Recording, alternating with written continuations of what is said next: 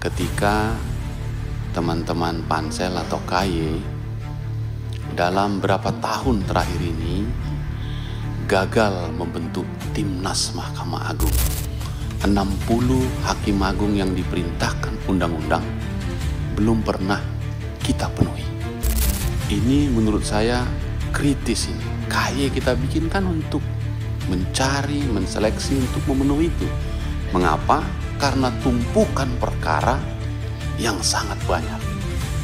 Dalam keadaan perkara yang banyak tertumpuk dan tidak terselesaikan, maka negara kita gagal menegakkan sebagai negara hukum.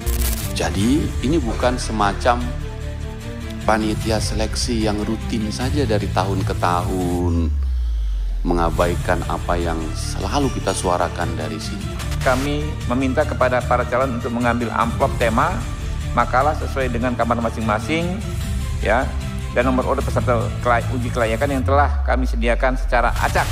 Untuk mempersingkat waktu, nanti Bapak akan memaparkan makalah Bapak selama 15 menit, lalu anggota dan pimpinan Komisi 3 akan memperdalam atau memberikan pertanyaan kepada Bapak, dan Bapak akan diberikan waktu untuk menjawab satu persatu pertanyaan dari pimpinan dan anggota Komisi 3.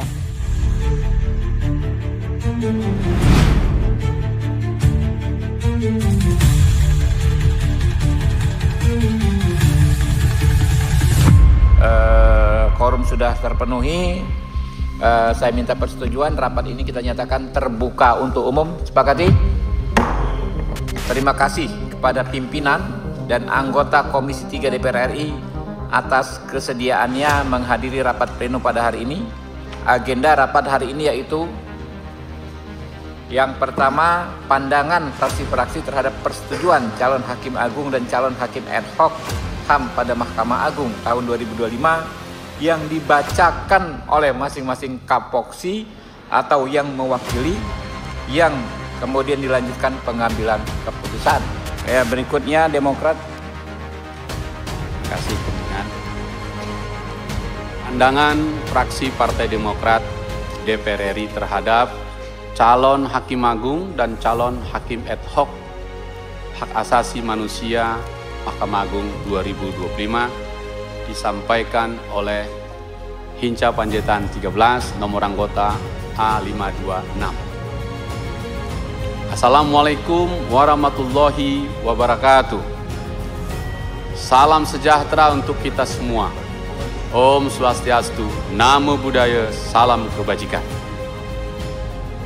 Pimpinan dan anggota Komisi 3 yang terhormat serta hadirin yang saya hormati, juga para calon hakim agung dan calon hakim ad hoc yang barangkali mengikuti dan menyaksikan rapat ini. Salah satu kewajiban konstitusi DPR RI adalah memilih dan menetapkan hakim agung sebagaimana diatur dan ditetapkan di dalam pasal 24A ayat 3 Undang-Undang Dasar 45. Apa yang kita kerjakan 1 minggu terakhir ini mendapat perhatian publik yang sangat besar. Dan karena itu, fraksi Partai Demokrat mengucapkan terima kasih kepada pimpinan DPR, juga pimpinan Komisi 3 dan kita semua yang bisa menuntaskan tugas konstitusi kita sehingga hari ini mengambil keputusan. Bagi fraksi Partai Demokrat, mencari hakim agung agar genaplah perintah undang-undang 60 hakim agung bisa kita penuhi sebagai benteng keadilan. Hakim agung juga manusia biasa. Yang membedakannya hanyalah ia diberi palu dan toga. Selebihnya mereka punya hasrat dan kelemahan yang sama seperti kita manusia biasa. Bedanya, kalau mereka salah, yang rusak adalah keadilan satu negara. Maka hari ini kita akan mengambil keputusan yang bersejarah untuk memastikan dan melengkapi para hakim agung yang menjadi benteng keadilan di tengah sorotan publik kepada lembaga ini, karena juga mengalami banyak kasus yang dialaminya. 39 hakim terjerat kasus korupsi dalam 15 tahun terakhir. Ada 31 yang ditangkap KPK. Juga Kejaksaan Agung menangkap 8 lagi dan seterusnya. Macam-macam jabatannya. Jika seandainya ini terjadi di perusahaan, saya kira perusahaan itu sudah lama bangkrut. Tetapi Mahkamah Agung kita, Mahkamah Agung tetap berdiri. Hanya wajahnya saja makin sulit kita lihat jelas. Namun demikian, fraksi Partai Demokrat percaya bahwa di antara mereka yang duduk di ruang sidang, masih ada yang memaknai profesi ini sebagai beban moral, bukan sekedar tangga karir. Yang tahu bahwa memutus perkara adalah urusan sejarah, bukan urusan honor semata. Yang ketika menulis putusan masih sempat bertanya, apakah ini adil atau hanya terlihat adil? Di tangan mereka lah sisa harga diri institusi ini digantung penuh harap. Mungkin banyak orang akan melihat ketika kita bicarakan ini seakan-akan kitalah paling benar. Tentu bukan. Bukan itu masalahnya. Tapi kita percaya, kita ingin mendapatkan hakim agung yang betul-betul memenuhi rasa keadilan masyarakat. Dan tentu kita harus serius tentang ini. Bagi kami, tentu terus berupaya membangun trust dari masyarakat agar menjadi tauladan dan memberikan keteladanan oleh hakim-hakim agung ini adalah harapan. Kemarin, 15 September 2025, yang kalau dihitung, itu tanggal lahirnya Hakim Agung Bismar Siregar, 15 September 1925. Ia sudah wafat, memang, lahir di Desa Baringin, Sipirok, Tapanuli Selatan.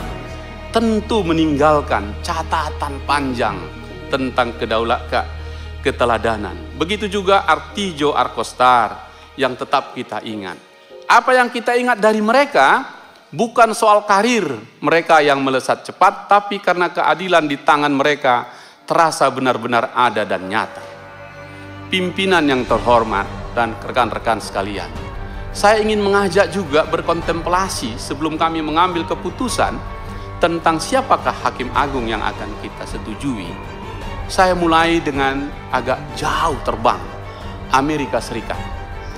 Amerika Serikat baru saja kehilangan seorang hakim yang bahkan mungkin lebih mirip seorang ayah daripada seorang pengadil. Ia bernama Frank Caprio, meninggal Agustus lalu. Membuat ribuan orang, bahkan jutaan dari berbagai negara ikut merasa kehilangan, termasuk saya. Dia hanya hakim di pengadilan negeri Providence, Rhode Island, Amerika Serikat.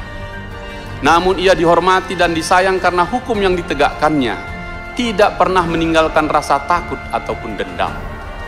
Keadilan di tangannya terasa dekat dan hangat, persis seperti seharusnya wajah seorang yang memang layak disebut wakil Tuhan di muka bumi. Saya kira ini kesempatan emas untuk menceritakan ini sebagai teladan untuk para calon hakim agung kita yang akan kita tetapkan. Hakim asal Rhode Island ini dikenal lewat momen-momen viral penuh sisi kemanusiaan di ruang sidang. Meninggal dunia 20 Agustus yang lalu. Ia tutup usianya 88 tahun setelah berjuang melawan kanker pankreas yang dideritanya selama 2 tahun belakangan. Dan ini kemudian mengejutkan dunia. Dia ditulis di dalam satu akun seorang pejabat tinggi, yaitu Gubernur Rhode Island, Dan McKee, yang memerintahkan bendera setempat dikibarkan setengah tiang hingga hari pemakamannya. Apa yang bisa kita ingat dari dia? Tidak jarang Caprio memilih memberikan keringanan denda atau bahkan membebaskan kasus sama sekali, terutama bagi mereka yang datang dengan keterbatasan ekonomi atau menghadap situasi sulit dalam hidup. Salah satu momen yang paling dikenang publik adalah ketika seorang pria berusia 96 tahun harus berurusan dengan hukum karena melanggar batas kecepatan di zona sekolah. Mengapa kau melakukan menembus batas itu. Ia pun menjawab hanya dengan sepatah kata, "Aku hanya ingin mengantarkan anakku yang difabel untuk menjalani pemeriksaan kesehatan." Mendengar cerita itu, Caprio tampak terharu dan menanggapi dengan penuh penghormatan. Ia membebaskan denda tersebut sambil memuji pengabdian sang ayah. Ini viral sekali. Di tempat yang lain, ia sering melibatkan anak-anak dalam proses persidangan, sebuah pendekatan yang jarang dilakukan hakim lain. Dalam satu kesempatan, ia meminta seorang bocah kecil memberi saran atas putusan kasus ibunya yang terkena pelanggaran lalu lintas. Jawaban polos sang anak memancing tawa sekaligus mencairkan suasana. Dalam momen lain, ia mengizinkan seorang gadis berusia 6 tahun menentukan denda parkir sang ibu. Gadis itu dengan bijak memilih jumlah denda yang lebih ringan, lalu memutuskan agar uang sisanya dipakai untuk beli sarapan keluarga besok pagi. Apa yang ingin kami sampaikan ini, fraksi Partai Demokrat, keadilan tidak mengenal batas-batas administratif negara. Rasa keadilan melekat ke seluruh jiwa anak manusia. Oleh karena itu, pimpinan Partai Demokrat mengharapkan dari 16 calon hakim agung dan calon hakim ad hoc ini, siapapun yang akan terpilih ataupun belum terpilih, inilah catatan untuk mereka, bahwa saudara-saudara tetap membawa rasa takut untuk berbuat salah, rasa malu untuk menyalahgunakan jabatan, dan rasa tanggung jawab yang tak lekang meski kelak tak ada yang mengawasi. Dengan demikian, pimpinan secara sadar dan penuh tanggung jawab, setelah membaca seluruh dokumen, mengikuti dialog oleh panitia seleksi Komisi Yudisial, dan hasil fit and proper test ini, kami Partai Demokrat menitip pesan lewat sebuah lirik lagu yang hari ini sangat viral, yang dinyanyikan oleh Bara Suara. Liriknya, "Kita akan tua dan kehilangan pegangan." Ya, kita semua akan menua, jabatan akan selesai, dan palu akan diwariskan. Oleh karena itu, jaga palumu agar ia tak dipakai untuk melukai, tak disalahgunakan untuk membebaskan yang seharusnya dihukum, atau menghukum yang seharusnya dibela. Karena keadilan sekali dijaga dengan tulus akan terus hidup meski hakimnya telah lama pergi. Dengan demikian, fraksi Partai Demokrat memberikan persetujuan untuk calon-calon hakim agung dan hakim ad hoc di Mahkamah Agung sebagai berikut. Pertama, Saudara Suradi SH Esos MH untuk Kamar Pidana. 2. Enid Hasanuddin SH CN MH Kamar Perdata. 3. Dr. Heru Pramono SH MHum Kamar Perdata. 4. Dr. Haja Lailul Arofa MH Kamar Agama. 5. Dr. Anda Haja Muhaya SH MH Kamar Agama. 6. Dr. Hari Sugiarto SH MH Kamar Tata Usaha Negara.